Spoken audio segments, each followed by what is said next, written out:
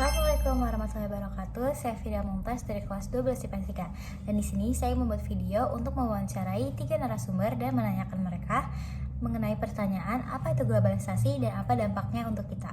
Langsung saja kita masuk ke wawancaranya. Assalamualaikum warahmatullahi wabarakatuh. Saya Firda Mumtaz dari kelas 12 IPS 3. Di sini saya mewawancarai narasumber mengenai globalisasi. Sebelumnya kamu namanya siapa?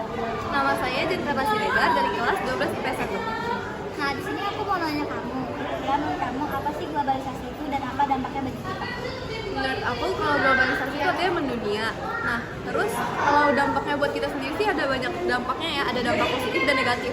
Nah, kalau positifnya tuh kita jadi lebih tahu macam-macam teknologi, banyak teknologi gitu yang datang masuk ke Indonesia. Sementara kalau negatifnya mungkin karena banyak pengaruh dari negara lain, budaya kita bisa saja tergerus gitu.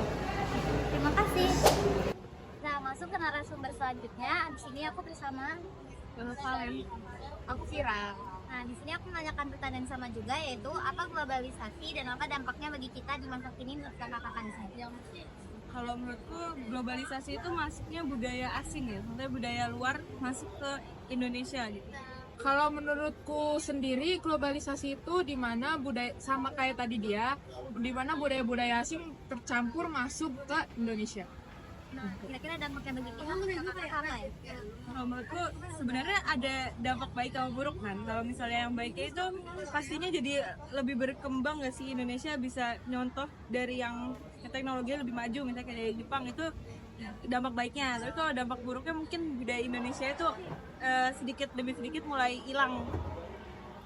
Aku izin nambahin dari pendapat dia aja. Untuk dampak positifnya itu sama juga, itu dari teknologi-teknologi dan juga budaya, dan itu juga selain itu menambah wawasan warga-warga Indonesia tentang pandangan-pandangan orang luar.